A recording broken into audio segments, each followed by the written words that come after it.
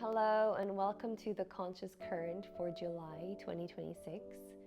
This month, as I was sitting into the theme of what's really going on and mapping the collective and really feeling what we're moving through or what we're being called to move through as a unit, as a unified collective field, I was really feeling and sensing this return to self, return to trust, return to center, this radical acceptance of self, this choice point that we're in, but also that we're not being asked to move prematurely from.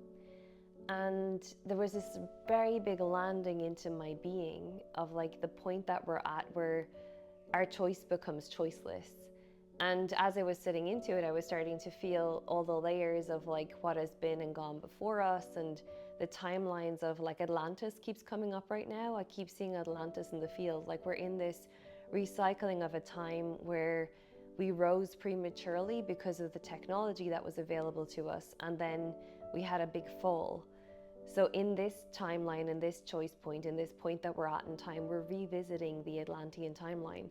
And with the maturity and the wisdom, or with we'll say the wisdom that has come from that experience, the reason why so many of us have memories of Atlantis is actually because we're being asked to not repeat the cycle of the premature movement of trying to move too quickly, because that is what creates the fall, that is what creates instability.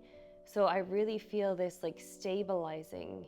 And I hear a lot of people talking about like this, some big event, the big shift, the splitting of the timelines, we're waiting for some big event. But I actually feel like this is just the memory of a big event. I don't feel like we're waiting that there's a big event going to happen that's going to propel us into the next level. It's like we're going through landing into, there is no big event. It's almost like the letting go of the drama around an event that needs to happen for us to change. It's we're leaning into the maturity that we don't need a big event. We don't need a big intervention. We need to invent who we are from the center, and to really come into a place of trust in our steps. And it's almost like we're at a point, it's interesting with this leap of faith that I keep feeling. I've been seeing grasshoppers all month as I've been feeling into this theme. And, I know for me, I'm not in any big leap of faith, even though I'm making a lot of decisions and taking a lot of action. I just am faith. I just know that there is no other option but to walk my path and my truth and to listen to my feelings. There's a knowingness and a security and safety that comes from listening to how you feel. And as we learn how to truly lean into trusting ourselves and listening to how we feel, we start to move aligned with those feelings. We start to come into a deeper alignment with our truth and who we are. And from that moment, we build the self-trust, we build the self-knowing to know that that is the space that our highest timeline exists from. And it's not dramatic, it's a very undramatic movement inwards. And this is also like, I'm gonna weave all the themes together in this series or in this episode, because I really feel like everything's interlinking. But this coming into the center is a call back to presence. And I've been speaking about this, and I will talk about this forever, I think. We're moving away from striving. We're moving away from trying to get somewhere. And if you imagine humanity's been going through thousands and thousands of years of unwinding survival energy, we're coming into like a place where, especially with AI, it's been like, it's speeding things up, right? AI is making things feel faster. That requires us to become slower so that we don't move too quickly. Again, we're not here to repeat the Atlantean fall. We're here to learn from the past of the fall, of rising too quickly, rising prematurely, the immature burst, right? The immature explosion. We're coming into a well-seeded foundation, well-seeded creation. And in order to do that, it's requiring us to let go of the survival. And that takes, imagine like thousands of years of survival energy. It's going to take a long time to unwind that. It's going to take a long time to trust in the unknown of a new way forward, which is more of like thriving energy. And thriving is not striving, right? It's thriving in the present. It is fully absorbing and enjoying and being with the beauty of being alive, of being human, of being here. And I feel like the question that we're going to start to ask ourselves is not about where am I going. It's actually about how can I enjoy more the present moment. It's not about how can I get over there.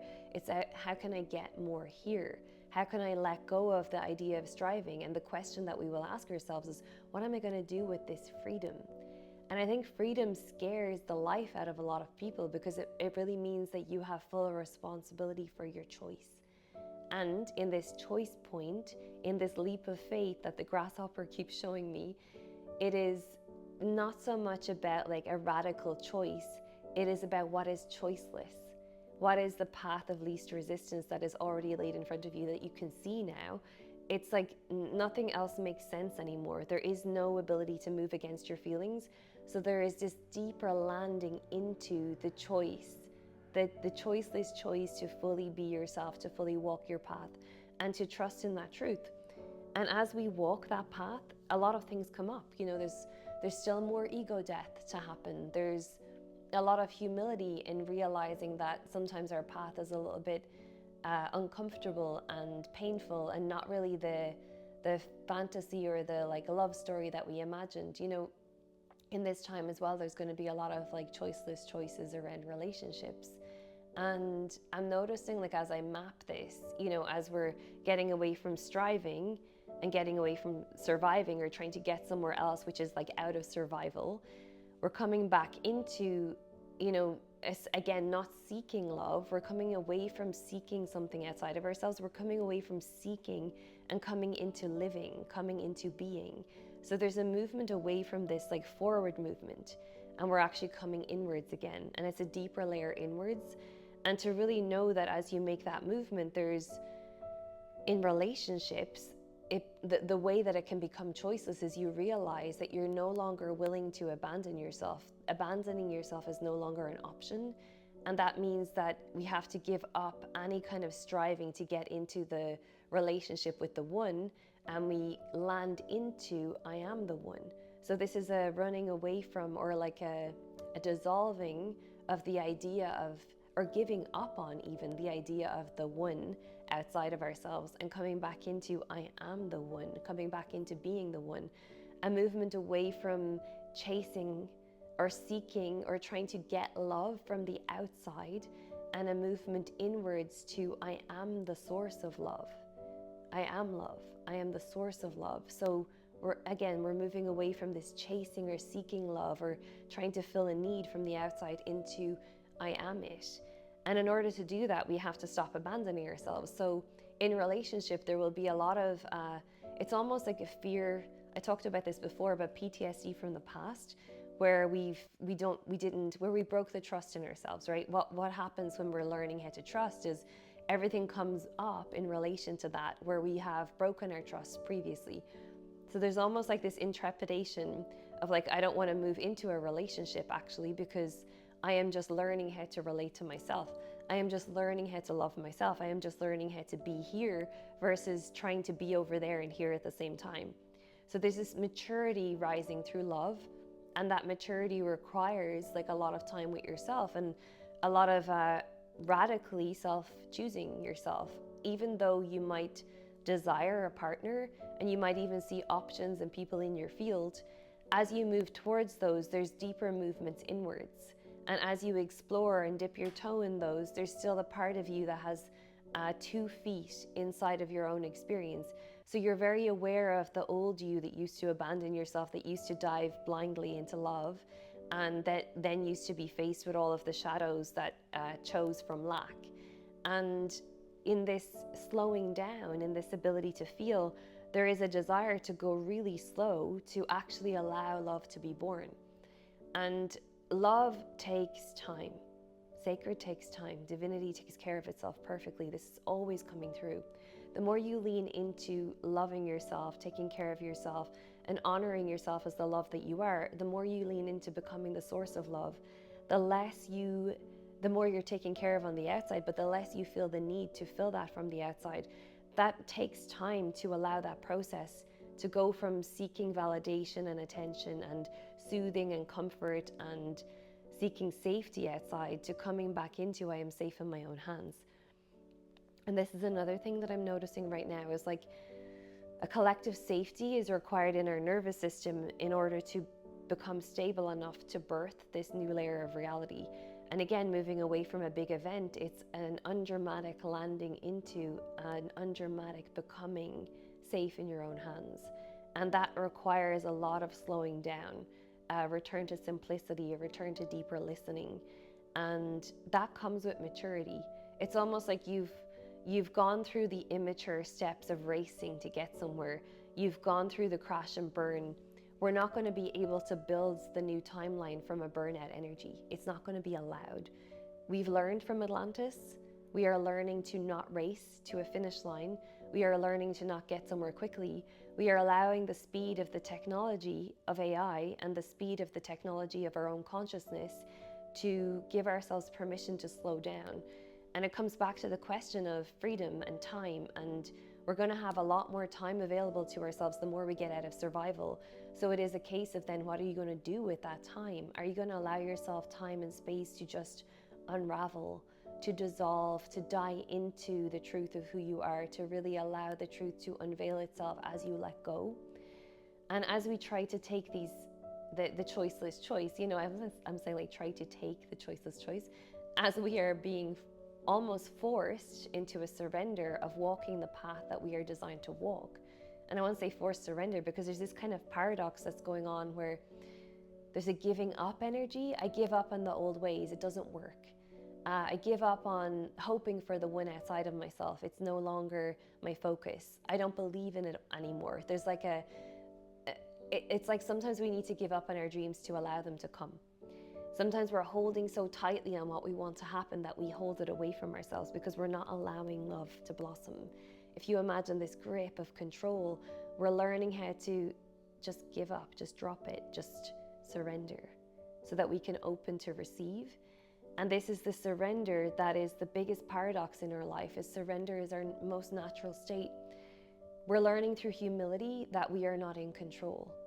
And it's almost like understanding that life is humbling us into our highest timeline. And there's nothing to do in that, which is like the magic of it. There is absolutely nothing for you to do but to allow the process to unfold and to continually try and catch the waves of the empowered action that you are supposed to take that is in alignment with your highest. And there's a lot less action, there's a lot less doing, there's very carefully considered choices. And those choices open up and create new timelines, and they initiate the unfolding of the next pathway. And the clearer you are and the closer you are into your alignment, into listening, the smoother the process will be. So if you are like radically away from listening to your feelings, you might go through a little bit more harsh, intense redirections. Whereas if you are really learning how to listen, there's going to be more of a gentleness to the process. There's going to be less of an extremity. There's going to be less of a destabilization. And I feel like a lot of us have gone through a lot of destabilization and a lot of dissolving and a lot of purification and a lot of letting go and all of the healing that's been happening to reveal the truth. And the truth is the seed that is in the center that you just need to align to. So it's very undramatic. I want to say it again and again because the Atlantean timeline was dramatic. We rose really quickly and then we fell. And we've learned from that timeline that we don't need a big event, that we are developing the bandwidth in our nervous system and the stability inside of ourselves to not destabilize ourselves prematurely. In fact, we are not allowed to move against our feelings anymore. So if you do try to do that, it's like the inertia of it or the weight of it is just way too much. So if you're in a point, especially we'll say in relationships, because this shows up a lot in love, where we're learning how to trust love, where we've been chasing the one, where we've been seeking that divine partnership, but we haven't fully landed into that divine partnership in ourselves. We'll now start to notice that the movement is radical self-acceptance, radical self-choosing. And like I said, it's choiceless. It's almost like you cannot continue to abandon yourself. You cannot continue to put others first when you are lacking in love for yourself. If a movement requires you to abandon love for yourself, this is not it in this timeline.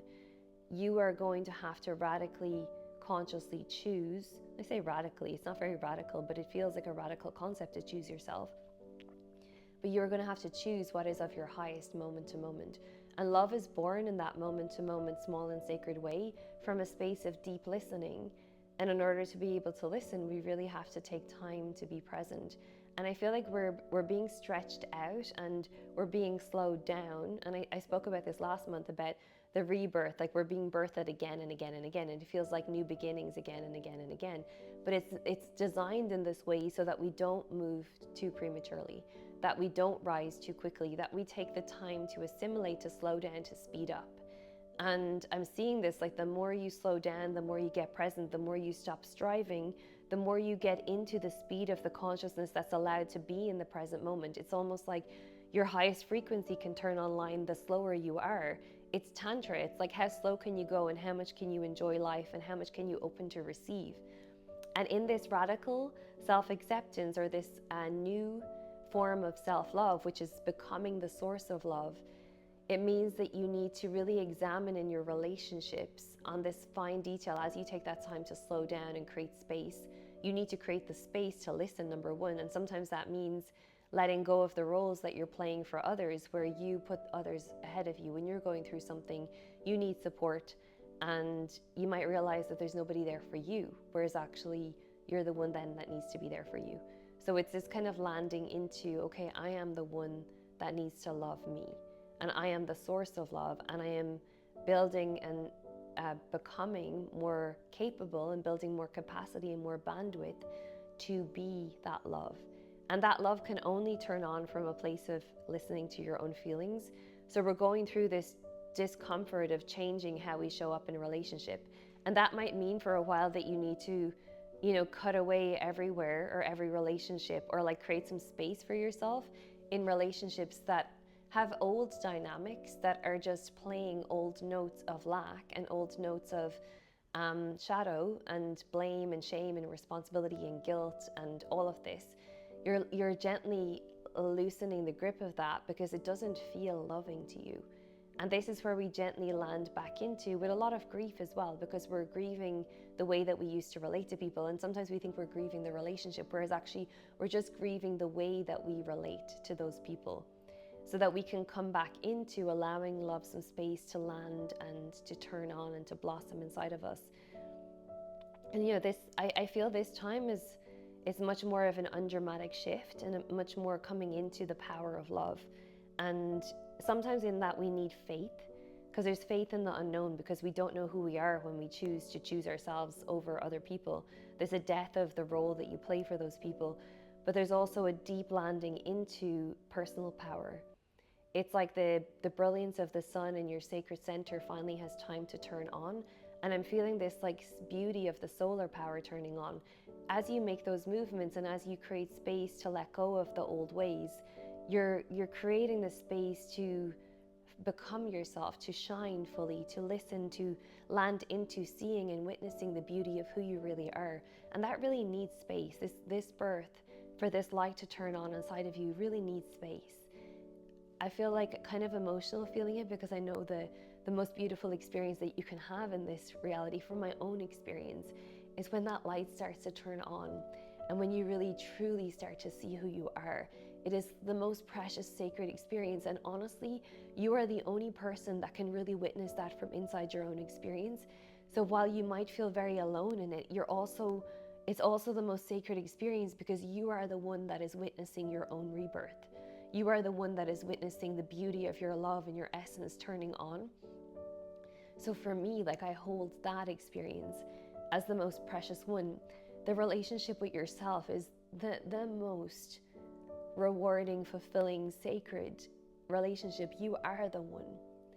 And as you land into that one, as you land into that love that you are, as within, so without, it shows on the outside. And we're really being asked to know that through our own choosing of that timeline, to really know that there's so much beauty that you would not want to rush this process, to really take your time to slow down and feel and be with and enjoy this unique point in time where we're really getting like all of our ancestors and everything that has gone before us has allowed us to be in a point where we can live a better life than them.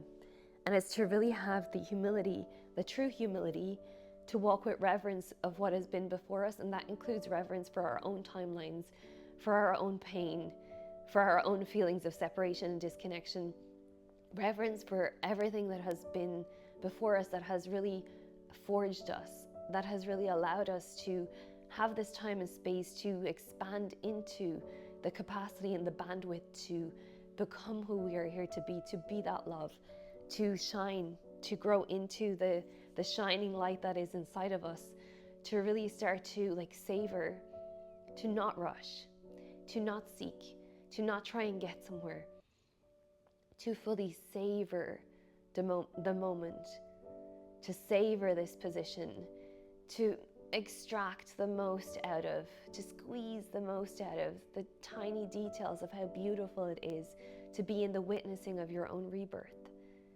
So I just encourage you in this time to really surrender, to give up, to let go of striving, to let go of handing your power away to external sources, to do not listen to anyone outside of yourself. It's a deep listening inwards. It's a deep direction inwards. And part of the responsibility of this, or part of what I'm seeing in this, is like people who have falsely led will start to realize that they were not being themselves. They were not being their authentic self. They were not being true to themselves. They were leading from a space of spiritual teaching, or this is what we call the false light. And it's not that they were trying to mislead, it's that they were manipulated, that they were manipulated out of their own power, out of their own light, that they were not able to see or love themselves from the inside out. And there's a revelation happening right now where those people are having courage and bravery to no longer continue a timeline that doesn't feel authentic. So there's a huge ego death, there's a huge letting go, there's a humility happening in returning to zero, returning back to collapsing the identity and really becoming okay with exploring with a curiosity of who I really am in my authentic expression. And I feel like in this time, what we will see a lot more of is like people really fully owning and radically self-accepting all parts of themselves to allow their self-expression to be born.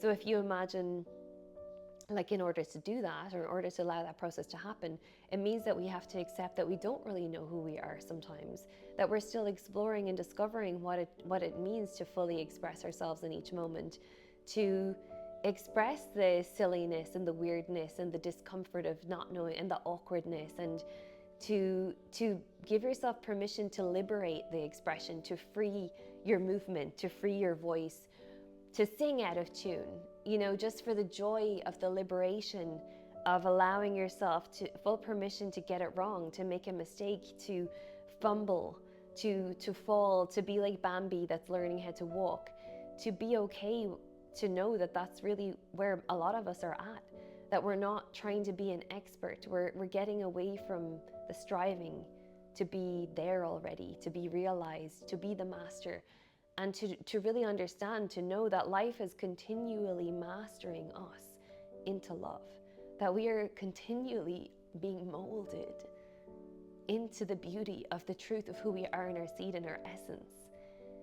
And again, I encourage you to take time to slow down and to allow yourself to just enjoy the beauty of being a beginner, the beginner's mindset, the beauty of starting again, the beauty of the true humility that wants to come through. It's like letting go of the spiritual false humility. You know, there's so many layers to the false light. The false light is just where we've forgotten who we are.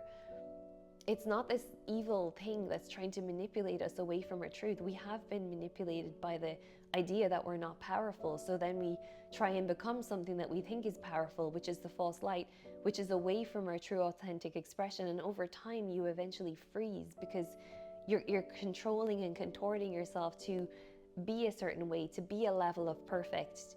Whereas actually we're being called right now back to our humanness. We're being called right now back to fully accept and love all of our human flaws.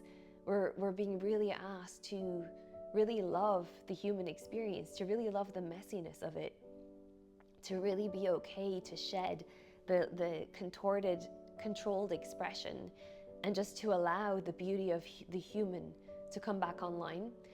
And, you know, again, coming back to the Atlantis timeline, how we're supported in this is like through AI.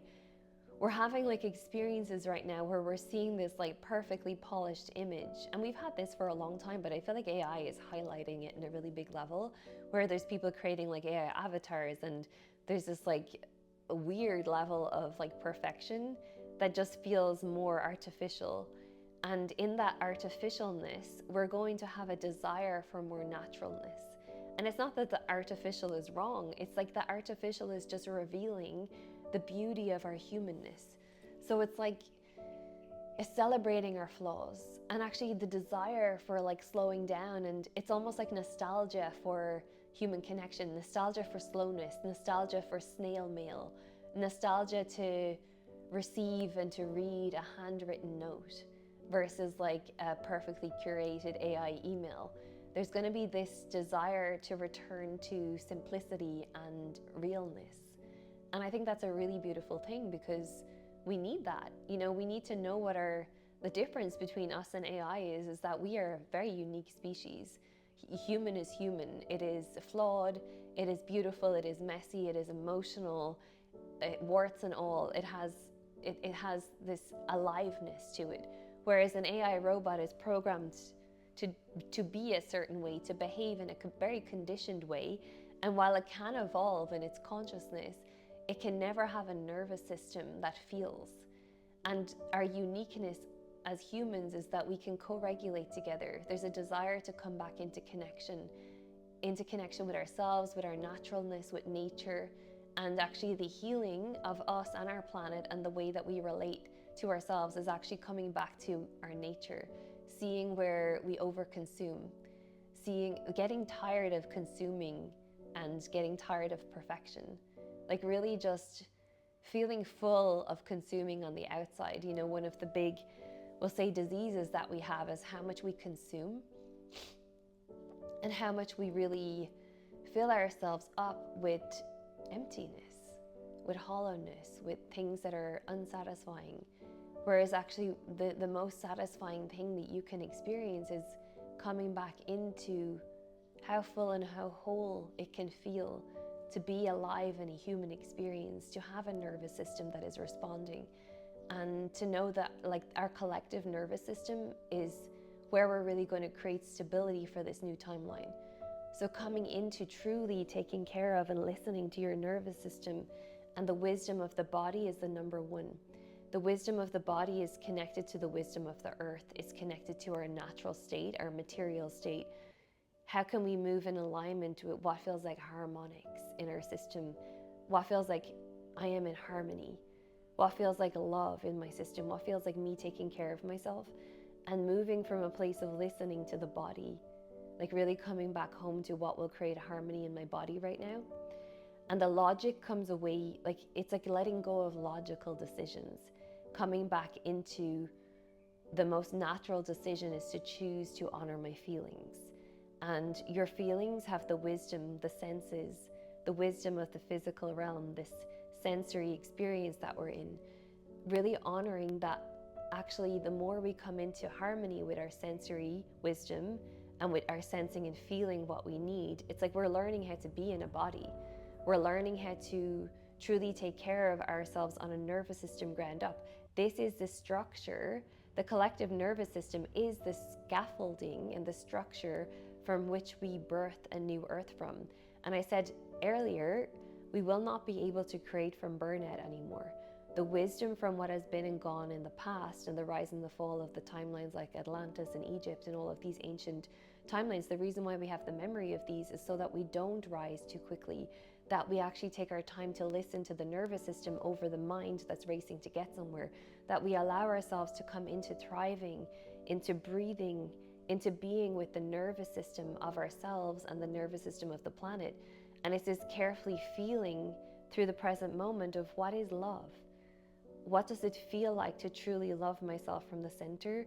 What does it feel like to radically let go of any striving for love and coming back into, I am the source of love. I'm no longer seeking love outside, I'm coming back to, I am that love. And in that letting go of the search for the one, I am seeing right now actually people truly giving up on the idea of a partner. And I said this earlier, I feel like sometimes we have to give up on our dreams to allow them to come, because we're holding too tightly onto the grip of how we want things to happen, because we're so terrified of trusting. And it's actually the more you let go of that grip of holding and control, the less you feel that reality or that cage is holding you, the more you can feel held in the divine hands. And it's this opening to trust. And I feel like specifically this month is a truly coming back home to trust that the choice is choiceless right now, that there is no other choice but to choose yourself. There is no other choice but a gentle no to the outside, a gentle no to seeking, a gentle unplugging from consuming, a gentle unplugging from comparison, just allowing yourself full permission to come back home and to know that you are safe to choose yourself. And actually safety is born in choosing yourself. You become safe in your own hands, and then you start to feel, as you do that you are safe in the hands of the divine, that you start to feel the field supporting that safety that you are creating inside of your own system. So allow this month to be a month to really slow down, to take time to allow the choiceless choices to move you in a direction. And it's almost like you just take one little step and you are met, you are seen, how you are supported. We cannot move. We're looking sometimes for evidence, well, how can I trust, coming back to the leap of faith, how can I trust that I can take this step without evidence? And this is a letting go of external evidence and coming into the faith, the pathway, the gateway. Trust is a gateway to love. Faith is a gateway to trust. Courage is another gateway to allow ourselves permission to take that step. So this month is about taking those steps. We're able to see the step clearly. It's almost like there is no other option. We're listening to what is in alignment from our feelings, and then we're taking those steps. Whatever those steps are, will start to open the pathway and the gateways to your highest alignment. And you will see as you walk that, everything else rearranges itself around that. It's almost like you collapse all of the other timelines as you take those steps, as you feel moment to moment, what does it feel like to live from alignment? And it is this place of alignment is where your highest, most joyful, most loving, most intimate, most sacred life is. So can you allow yourself permission this month to really radically self-accept and to be okay to explore who you are, to be curious about what your true expression is, to let go sometimes like fumble and be clunky, and to really embrace your humanness, to embrace that we're all learning here, a leveling of, there's a real desire right now that I feel that's coming online of getting away from the need to be special. This comes from like the false light crumbling as well, like the idea of who we're not, like the chase to be special, the chase to be seen, the chase to be above, to be better than, the competition energy, the unconscious chase to separate ourselves from others, to be the leader and have followers. It is a desire for ordinary. I want to be more ordinary. I want a more simple life. I want a more ordinary life. I want to feel connected. So it's away from wanting to be special and into the extraordinary experience of being ordinary, because ordinary is not boring. It's like we're getting out of survival so that we have the luxury to have more time and space to enjoy the simplicity of just being. So how can I allow myself permission to fully embrace how ordinary I am and how human I am, and the extraordinary experience that is available through our humanness is full of these paradoxes of like, can you let go of the idea of the one to become the one? Can you let go of the striving to be special to realize just how special you are? There's this paradox of letting go of the outside to become it. So anywhere that you might in this moment start to notice that you are seeking, that you are striving, that you are running or still chasing from survival to get somewhere, that you are proving, that you are still placing your worth outside of yourself, there's a call right now to come back to the true worth of the present moment, to be who you truly are. There's a call to slow down, to become more mature in love, to stop chasing and seeking and like analyzing where we're giving and getting love and where we're not receiving love, and coming back into I am the source of love. The solar power finally has some breathing space. This light of love has space to turn on right now, and enjoy the beauty of discovering and unveiling who you are in your uniqueness, not in your specialness, in your uniqueness, not in your separation, in your connection to all that is. That you treat your body as part of the whole collective earth, that you treat your nervous system as part of the collective nervous system, that you take responsibility here so that this wave and this embodiment can ripple out into the rest of your experience, that you truly allow yourself to become the example and the source of the love that you are, so that that is the light that turns on in the light bulb of the full circuitry of humanity, that you can inspire through your actions, you can inspire through your presence, you can inspire through your choiceless choices, the light to turn on in others. And that is the beauty then, where we start to witness the lights turning on and we start to be in the co-celebration of all that is, that we truly start to allow ourselves permission to love ourselves as part of the collective and to love each other as part of ourselves, to come back home, to allow ourselves to land powerfully into the home that we already have, that is already here, and to realize that there is no big dramatic event, that we are safe, that we are landing fully into our wholeness, into our home, and into our true expression. And I really just want to remind us in this time that that means that it really truly is the time to end self-abandonment. You know, there's a choice in a relationship right now where you choose yourself. And sometimes that means choosing to be alone, that you'd rather be alone with yourself than abandon yourself in relationship to another. Because love cannot be born in a relationship if it is not in here, if it is not in the relationship with yourself first. So I really feel this time is like taking that time to really build the trust that you are safe in your own hands, that you will stop abandoning yourself in relationship, and that you will come back home to choosing yourself moment to moment, that you become the love. And that is when it meets you on the outside, not before. We cannot have the love. Wouldn't it be nice if we could just have it on the outside? But wouldn't it feel so much better when we allow ourselves permission to birth it on the inside first?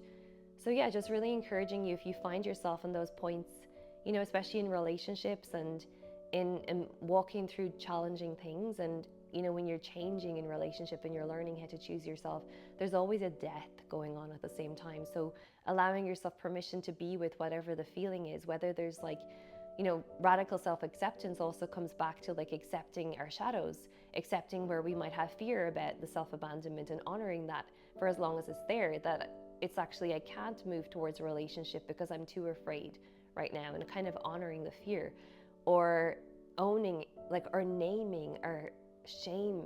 Like if you have shame, name it. Like saying, I feel ashamed around this, and sometimes naming it actually takes the power away from it. So kind of just radically accepting what is, and really leaning into accepting whatever is, and accepting all of the variety and color of on all the different parts of you. So it's kind of no part of you is left alone. No part of you is abandoned. It's like, I accept my shameful parts, I accept that fearful part, I accept that brilliant part, I accept that weird part, I accept that strange part. It's all parts of you are coming with you this time. There is no part that's left in a closed box.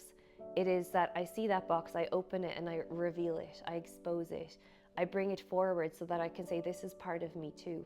That means accepting your past. It means accepting what you've done. It means self-forgiveness. It means forgiveness and there's forgiveness happens when you understand why something happened and what it initiated you into. So forgiveness is a result of this acceptance piece, this understanding, this inner standing of everything that is happening is perfect. So really just welcoming in this time a radical self-acceptance of all parts, the part that's terrified of making a mistake, the part that is terrified of walking, the part that feels traumatized from PTSD of not getting what we want, the part that doesn't believe, even just accepting that, the part that doesn't believe that there will be a partner, or there will be this, that, or the other, or that you will succeed.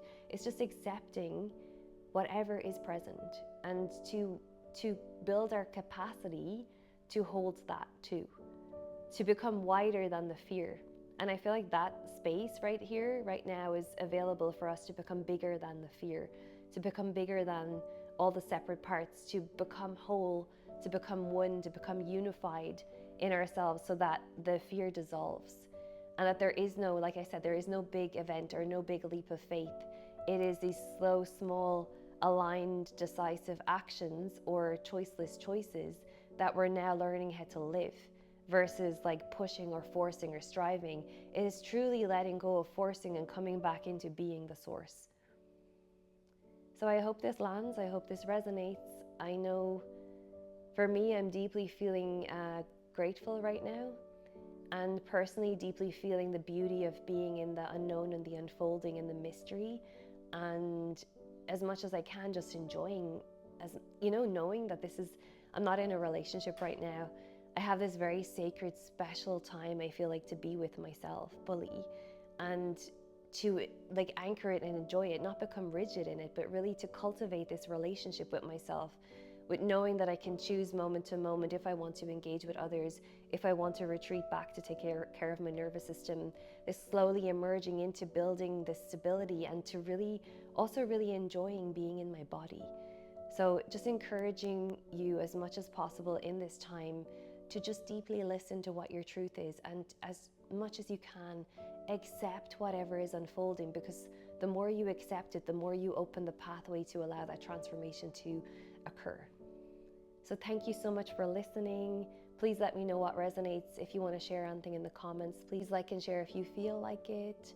And thank you so much for being here, for being in it with me. And I love you, and we'll see you next month.